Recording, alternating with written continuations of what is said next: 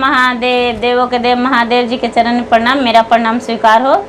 सब गुरु भाई बहन के चरण में प्रणाम, मेरा प्रणाम स्वीकार हो। माता गौरा पार्वती माता के चरण में प्रणाम, माता पिता के चरण में प्रणाम, गणपत ललन माँ के चरण में प्रणाम, सब जीव जंतु के चरण में प्रणाम, मेरा प्रणाम स्वीकार हो। गुरु भाई बहन, मैं एक कथा सुनाने जा रही, इस कथा को पूरा सुनिए और रहस्य जानिए। आदि नहीं, आदि सुनने में शिव गुरु का अपमानित होता है, पूरा सुनने में ज्ञान होता है, इसलिए कथा को पूरा सुनिए और रहस्य जानिए।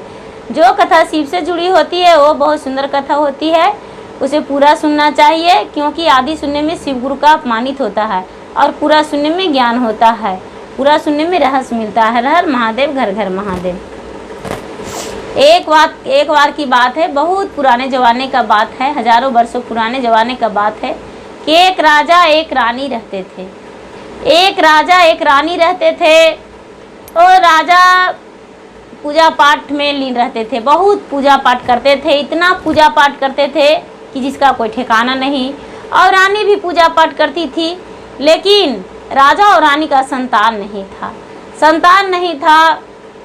प्रतिदिन नदी के किनारे एक शिव मंदिर था, वो मंदिर में नदी में स्नान करके पति पत्नी और शिव मंदिर दोनों चल जाते थे और शिव जी का जल चढ़ाते थे और जल चढ़ाकर और पूजा करके और दोनों घर लौट जाते थे। एक दिन का बात है कि एक भिखारी रास्ते में मिले राजा और रानी को।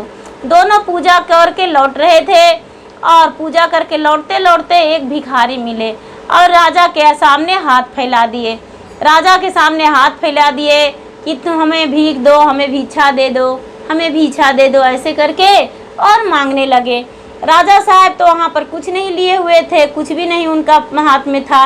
एक जो जल चढ़ाए थे भगवान के मंदिर में, एक लोटा था पीतल का, वो लोटा वो भिखारी का हाथ में धरा दिए। जब वो भिखारी का वही लोटा धरा दिए और बोले बाबा तो अभी मेरे पास तो कुछ भी नहीं है, यही एक लोटा है। और रानी भी बोले कि एक मेरे पास फूलदानी है, वो ले लीजिए, और मैं क्या दे सकता हूँ, और तो मेरे पास अभी कुछ नहीं है, घर पे चलिए तो सारा चीज़ आपको देंगे। और भिखारी बाबा जो थे वो बहुत प्रसन्न हो गए कि ये व्यक्ति के पास कुछ भी नहीं था, एक लोटा था वो भी दान में दे दिया, ये तो बहुत अच्छे है, बहुत दयालु है, फिर भी इन्हें भगवान क्यों नहीं संतान दिया है, ये तो बहुत गलत किया है। वो साधु बाबा बोले कि आज नहीं, हम कल आपके दरवाजे पे आएंगे। बोले कि ठीक है बाबा, आइएगा, ज़रूर आइएगा। वो जो साधु बाबा थे वो चल गए कैलाशपुरी पर्वत पर। कैलाश पर्वत पर चल गए जहाँ महादेव बैठे हुए थे, दुनिया रमाए हुए थे, वहाँ वो साधु बाबा धीरे धीरे धीरे धीरे चल गए और जाके और साधु बाबा के चरण धर लिए और बोले बाबा आप तो दुनिया रमाने में लीन रहते हैं और अपने शिष्य को भी नहीं देखते हैं कि मेरा शिष्य दुख में है या सुख में है। बाबा बोले कि हम तो पर्वत पर बैठ के सारा शिष्य को दुख को हरते हैं और खुशियाँ लौटाते हैं, मैं किसको नहीं देखे। बोले साधु बाबा, बाबा आपका इतने बड़े सेवक है राज में, जो इतना बड़ा राजा है, उसके संपत्ति बहुत है, लेकिन उनका संतान नहीं है, ये तो बहुत गलत है ना कि उन्हें आप संतान नहीं दिए हैं। ये शंकर भगवान बोले कि बच्चा उसका भाग में संतान नहीं है। साधु बाबा बोलते हैं नहीं बाबा आप दीजिए, उसे संतान कैसे दीजिएगा वो हम नहीं जानते हैं। हम उनके सामने हाथ फैलाए तो मुझे लोटा दान में दे दिए, लेकिन मुझे वो दान लेकर क्या फ़ायदा, जब राजा का घर में कोई है ही नहीं तो उनका दान लेने से मुझे क्या फ़ायदा कि अगले बार आएंगे तो राजा रानी दोनों लुप्त हो जाएंगे, तो मेरा भिक्षा कौन देगा। इसलिए हम नहीं चाहते हैं कि राजा के भी कुल में लोग रहें और मेरा उनके दरवाजे पे सूप भर के सब कुछ मिले और भोजन भी मिले।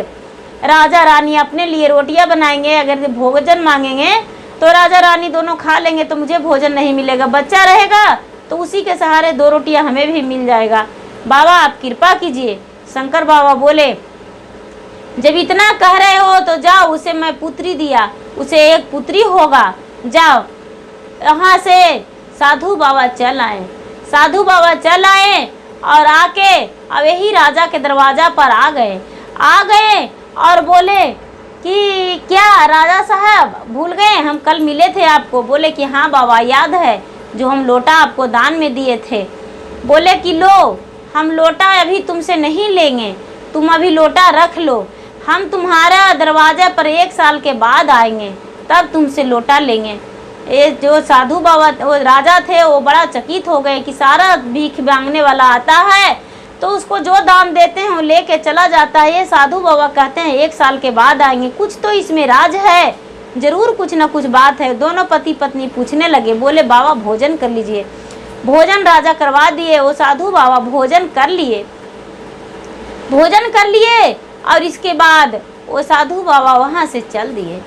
जब साधु बाबा वहाँ से चल दिए तो राजा रानी दोनों इस बात के मन में सोच रहे हैं, रात में सोए हैं तो लग रहा है कि कुछ तो बात है कि जो साधु बाबा हमसे छुपाए और लोटा दान में नहीं लिए, क्या बात हो सकता है। रानी भी यही बात को सोच में है, राजा को भी यही बात में। वो 2, 4, 8 दिन होते होते रानी को पता चला कि हम माँ बनने वाले हैं, राजा को बताया कि राजा साहब यही शंका है कि जो बाबा लोटा नहीं लिए हैं वही साल जब हमको संतान होगा तब बाबा लोटा आएंगे लेने और हमसे दान लेंगे, इसीलिए बाबा के दिया हुआ संतान है। वो बाबा कोई लगता है महादेव थे या कोई ऐसा ही देव थे, लेकिन वो अजनबी थे, वो ऐसे कोई साधारण व्यक्ति नहीं थे। राजा रानी दोनों आपस में बात किए। कुछ दिन बाद 2-3 महीने बीत गए तो रानी का पूरा जी चटपट करने लगा कि ये खाओ वो खाओ। राजा से पूरा कहने लगी। राजा शर्म के मारे कोई नौकर दासी को नहीं कहते थे। एक दिन का बात हुआ कि जब 7वां महीना बीत रहा था तो रानी बोली, राजा साहब हमें बैर खाने का मन कर रहा है। राजा कहते हैं, किस झाड़ी से बैर लाऊं जो आपका बैर खाने का मन कर रहा है। रानी कहती है, जो नदी का आरार पर बैर है वही फल में से मुझे ला कर दीजिए बैर, वो वाला बहुत सुंदर लगता है, कभी नौकरों ने ला के दिया था। राजा सोचते हैं नौकरों को तो नहीं कह सकते हैं, अपने चल जाते हैं एक झोला लेकर। एक घोड़ा कस लिए राजा और घोड़ा कस के एक थैली ले लिए और चल गए नदी के आरार पर। नदी के आरार पर जब चल गए तो देख रहे हैं कि बैर में बहुत फल लगा हुआ है, इतना फल की कहना नहीं है। राजा साहब डंडे से झाड़ने लगे, इनका थैली भर चुका था, इनके पास बहुत सारा बैर हो गया। सोचे कि जा रहे हैं तो नौकरों चाकरों को दे देंगे और सबको कहेंगे कि लो बहुत मीठा फल है, खा लो। इतना ही में उस नदी में एक सोस घरियार रहता था। सोस घरियार सर्प होता है, बहुत भयानक सर्प होता है। वो क्या किया कि राजा को कस के अपने श्वास से खींच लिया। राजा को लगा कोई आंधी आया है और पानी में चल गए राजा झोला सहिते। और देख रहे हैं कि अरे हम तो इस मगरमच्छ के सोस के सामने आ गए हैं, तो मुझे खा जाएगा। एक कहने लगे, भाई तू क्यों मुझे खा रहे हो, मुझे कुछ दिन जीना है, मुझे संतान देखना है, तू क्यों खा रहे हो, अभी छोड़ दो, कुछ मुलायम चीज़ खा लेना, मेरे पास तो खाली हड्डियां हैं शरीर में। ये सोच कहता है कि क्या बात है, बताओ क्या बात है राजन, तुम्हें क्यों इतना चिंतित हो और कहते हो मुझे नहीं खाओ। बोले मेरी जो पत्नी है वो गर्भवती है और बैर मुझसे मांगी, अगर जो ये फल उसे नहीं देंगे तो उसका संतान जो होगा वो अधूरा होगा, वो गूंगा होगा, बहिरा होगा। तो रानी मुझे बहुत पछताएगी और बोलेगी कि मेरे पति बैर लाने गए अभी तक लेकर नहीं आए हैं और मेरा बच्चा जो पैदा लिया वो गूंगा लिया, बहिरा लिया, अंधरा लिया। बहुत मरने के बाद भी रानी मेरी कोसेगी मेरे। बोले राजा बोले कि तो ये सर्प बोला, सोस बोला कि तो ठीक है चले जाओ, लेकिन एक शर्त मेरा मानना होगा। ये बोलता है कि क्या शर्त मानेंगे बताओ हमें। ना बही महीना महाराजा रानी ओद्रा राखतन हो, सरतना हई मोसा की लजी। बेटी आजो होई तो राजा, हारियो में जई है जी। बेटवा चले तन खनदान जी, बेटवा जे रहतन राजा, राजकुल ज्योतिया जी, बेटिया नदी है पहुँचाई जी। एहू जे बचनिया राजा, तू नहीं मानव जी, नष्ट करी देव कुल राज जी। ये जो सोस घरियार है वो कह रहा है कि राजा ये शर्त है कि अगर जो बेटा होगा तो तुम अपना कुल के लिए रोशन के लिए जोत उसे रख लेना, लेकिन बेटी होगा तो मेरे पास पहुंचा जाना, हम भोजन कर लेंगे उसको, और नहीं तो ऐसा नहीं करेगा तो तुम्हारा पूरा राज को हम नष्ट कर देंगे, बर्बाद कर देंगे, तुम्हें जीने नहीं देंगे। राजा बोले ठीक है, मुझे छोड़ दो, हम ऐसा ही करेंगे। राजा वहाँ से बैर लेकर चल दिए, रानी को खिला दिए, रानी को खिला दिए, अपने दासियों को जो भी था उनको सबको दे दिए, और सब मिलकर बैर खाएं खुशी खुशी। बहुत अच्छा लगा बैर, बहुत अच्छा लगा, ऐसे कह के राजा को धन्यवाद किए। और राजा उस दिन से उस ओर नदी की ओर देखना भी बंद कर दिए कि नदी की ओर हम देखेंगे। जब 9वां महीना हुआ तो रानी का एक लड़की पैदा हुआ। राजा का पता चला कि हमको एक लड़की पैदा हुआ है। राजा उदास हो गए, राजा इतना उदास हो गए, इतना उदास हो गए जिसका कोई ठिकाना नहीं है। बहुत चिंता में रहने लगे, इतना चिंता में कि हाँ मेरी कन्या हुई है और सोस घरियार खा जाएगा, इन हाथों से हम कैसे सोस घरियार को त्याग कर देंगे, हम अपना जीवन बर्बाद कर देंगे। राजा यही बात पर जब ही शंकर भगवान के मंदिर जाते थे तो यही शंकर भगवान से कहते थे, भगवान आप अपने सती कर लीजिए, लेकिन हम अपने हाथों से कैसे गला घोट सकते हैं, अपने बेटी को कैसे उस सोस घरियार को दे सकते हैं खाने को लिए, ये तो बहुत गलत है। शंकर भगवान भी सोचते थे कि नहीं, कन्या को तो बचाना चाहिए, किसी रूप से ना किसी रूप से बचा लेंगे। ओ राजा क्या किया कि धीरे धीरे धीरे धीरे धीरे धीरे समय आने पर 12 बरस हो गया, 12 बरस हो गया, कन्या के उन सोस घरियार के पास नहीं पहुंचाया। तो एक दिन बहुत आंधी तूफान, पूरा बारिश हुआ, इतना बारिश हुआ कि जो सोस घरियार था वो दह के और राजा के घर के पीछे आके और लग गया। तो राजा छत पर टहल रहे थे तो देख रहे हैं कि मेरा मकान के पीछे सोस घरियार है। याद आ गया कि अरे ये तो वही सोस घरियार है, ये तो मेरा बेटी का खाने आया है।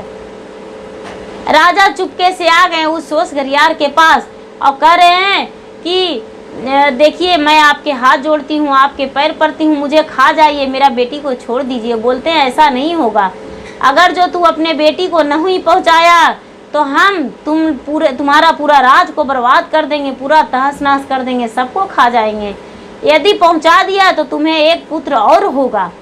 बोले सोचे राजा कि चलो कोई बात नहीं, एक पुत्र हो जाएगा ना, पहुँचा देंगे किसी तरह से बेटी को, मेरा राज बच जाएगा, नहीं तो प्रजा को सबको खा जाएगा। ये बात रानी से बोला और सोस घरियार को विनती किया कि मेरे नगर के राज के लोगों को आप ऐसा ना कीजिए, किसी को मत खाइए, आप चल जाइए उसी नदी में। सोस घरियार धीरे धीरे धीरे धीरे उसी नदी में चल गया और ये जो राजा थे वो अपने रानी से इस बात को बताएं।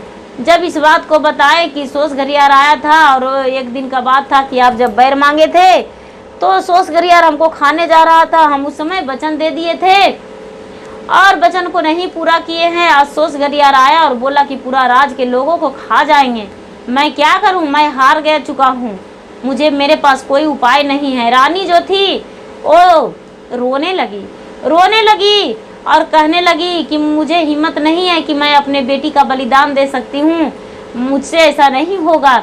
लेकिन राजा बोला कि तो पूरा नगर के लोग के खा जाएंगे, बिना बच्चे का सारा लोग हो जाएंगे, ये गलत है ना, अपने बेटी के हम त्याग कर देंगे।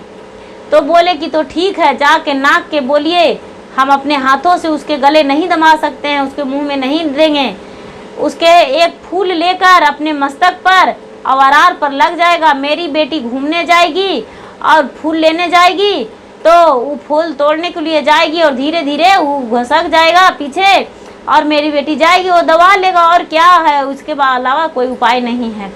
ये जाके सोस घरियार से बोला कि ऐसा है कि मेरी बेटी मेरे साथ घूमने आएगी और सोच तुम नदी के किनारे में लग जाना फूल लेकर कमल के तोड़ के, और मेरी बेटी देखेगी तो जिद करेगी तो बोलेंगे जाओ अपने से तोड़ लो। सर्प ने ऐसा ही किया और ये जो राजा थे वो रोज और नदी के किनारे उस दिन घुमाने को लिए ले गए, उस रोज नदी के किनारे ले गए घुमाने को लिए, और बेचारी पिता के साथ चल गई और उस ओर कभी नहीं गई थी। उस ओर गई तो देख रही कि एक बहुत सुंदर कमल का फूल खिला हुआ है, इतना सुंदर कि जिसका कोई कहना नहीं है। एक क्या किया लड़की की कह रही अपने पिता से कि बाबा देखिए ना, एक कमल का फूल बहुत सुंदर खिला हुआ है, हमको ला दीजिए, मुझे बहुत पसंद है। इसके राजा अपने सीने पे पत्थर धरते हुए कहते हैं बेटी मुझसे नहीं होगा, हमको पानी से डर लगता है, जाओ तुम खुद तोड़ लो। ये लड़की गई तोड़ने को लिए तो जैसा ही लात धरी तो पीछे का घसक गया, तो कहती है कि भरे गुठी पनिया में गेलिए जी बाबा, तैयो न पैली कदम के कमल के फूल। इसको बाबा कहते हैं। आओ तीजो बेटी आओ तीजो, तब लेवे कमल के फूल। ये बेचारी आगे बढ़ती है, कहती है भर टेऊना पनिया में गईली जी बावा, तैयो ना पैली कदम के कमल के फूल। ये राजा कहते हैं आओ तीजो बेटी आओ तीजो, तब पैवे कदम कमल के फूल। ये बेचारी आओ थोड़ी दूर चल गई तो कहती है भर कमल पनिया में हेलली जी बावा, तैयो ना पैली कमल के फूल। आओ तीजो बेटी आओ तीजो, तब पैवे कमल के फूल। लमी लमी बलिया भिंजलई जी बावा, तैयो न पैली कमल के फूल। राजा कहते हैं आओ तीजो बेटी आओ तीजो, आगे में हाउ सोस घरियार। ये बता दिए कि सोस घरियार हो, अब जान रहे हैं कि अब तो निकल नहीं पाएगी। इतना ही में सोस घरियार क्या किया कि अपने मुंह से दबोच लिया, लड़की को दबोच लिया और अपने गुफा में लेके चल गया। गुफा में ले जाके लड़की को रख दिया। और उस दिन से क्या कर रहा था, जो सोस घरियार था वो किसी जीव को भी भोजन कर लेता था। वहाँ पर एकदम सुनसान कर दिया, किसी जानवर किसी तालाब में मछली नदी में कुछ भी नहीं रहने देता था, सारा चीज़ के भोजन कर लेता था। एक दिन का बात हुआ कि कह रहा है उस सोस घरियार, अब ये राजा लौट कर चल आए और सोस का कहा हुआ रानी फिर से गर्भवती हो गई। जब लड़की का 12-16 हो गया तब रानी गर्भवती हो गई। रानी यहाँ गर्भवती रह गई और अपने बेटी को राजा सौंप लाया उस सोस के पास। राज के बचाने के कारण, अपने जीवन से डर नहीं था, इस राज को बचाने के कारण राजा बेटी को सौंप दिया उस सोस घरियार के पास। ये लड़की जीवन डरते रहती थी, लेकिन ये लड़की जब से गुफा में आई थी, माँ के पास भी थी तो माँ के साथ जाती थी शंकर भगवान की पूजा करने को लिए, राजा के साथ भी।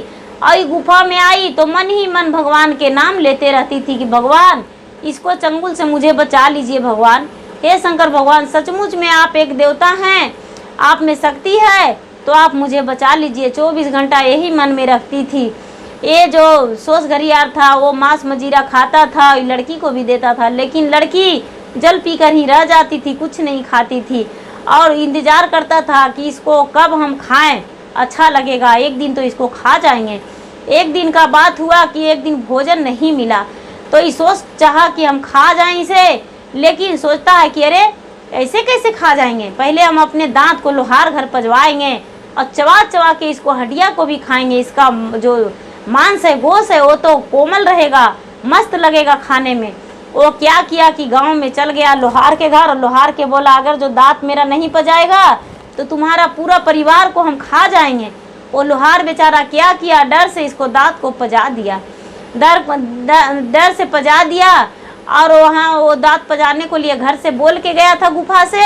ये लड़की क्या किया कि एक मिट्टी का खूब सुंदर लड़की बना दिया, खूब सुंदर लड़की बना दिया, और बना के और छोड़ दिया। और जितना लोगों का खाता था सोस घरियार, जो जेवर गहना सब ले जाके अंदर में धर देता था, सोना चांदी हीरा मोती।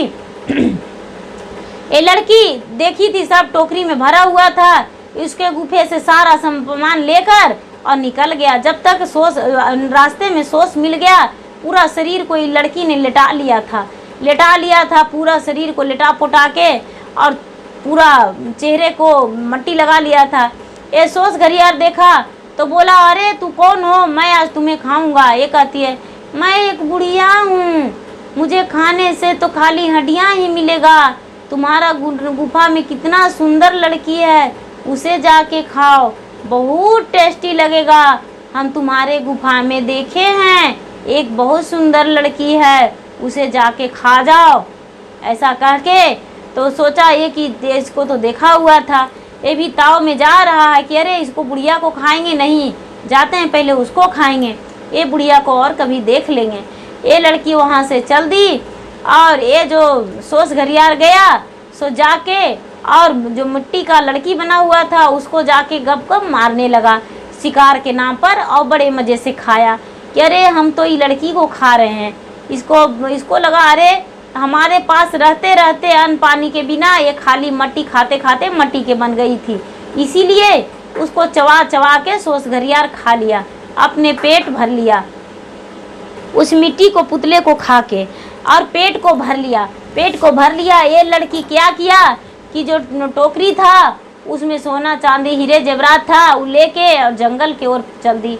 जंगल पहुंच गई तो सोचती है लड़की कि मेरे पिता तो मुझे अपने हाथों से बलि दे दिए हैं उस सोस घरियार के पास, तो पिता के पास तो जा नहीं सकते हैं, क्यों ना हम किसी गरीब के घर रह जाएंगे कि उसका भी धन संपत्ति हो जाएगा और मेरा बेटी मान के रख लेगा, चले कहीं गांव मिल जाए तो अच्छा के बात है।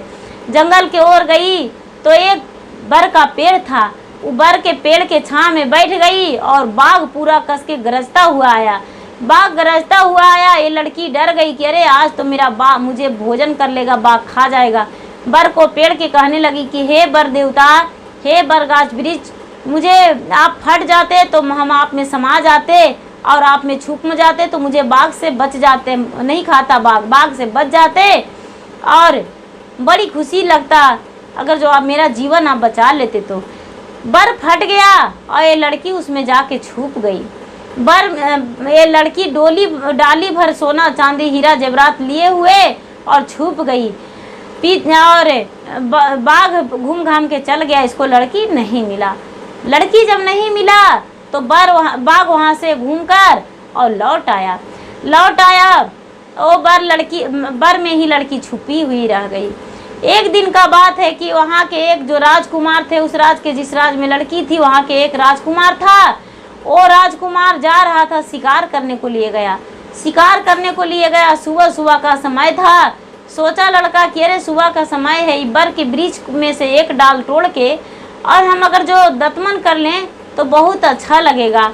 धोते हैं, वो अपने तेगा से दाल को काटने जा रहे थे। इतना ही में बर का वृक्ष कह रही है, मतु तोड़ू पता राजा, मतु काटो डालिया, कटी जैते हथवा से पैर, 12 बारिश के राजा हमारो मेरिया, छोड़ी देलन बाबा सो सघरिया, खाइयो जनमा बचाई राजा, बनमा में आईली, छिपी गेली बरगद गाछ। ये राजा सोचता रे ये कुछ कहता है, कोची बोलता है। फिर तेगा उसाहा कि अबरी भर देखते हैं, फिर बोलेगा तो नहीं काटेंगे। फिर कह रही है, राजा के बेटी ही ये राजा घर रहली, 12 बारिश के राजा हमारो मेरिया, पिता सोपलन सोसवा के हाथ, जनमा बचाई राजा एले हम बनामा, छिपी गेली बरगद गाछ, मातो काटो डरे राजा मातो तोड़ो पतवा, कटे जैते हथवा से पैर। कहता है अरे इसको मैं कह रहा है कि हाथ पैर मेरा कट जाएगा, हम राजा के बेटी हैं, 12 बरस मेरा उम्र है, क्या हो सकता है। वहाँ से राजा नहीं शिकार किए और नहीं दतमन काटे और घर के ओर चल दिए।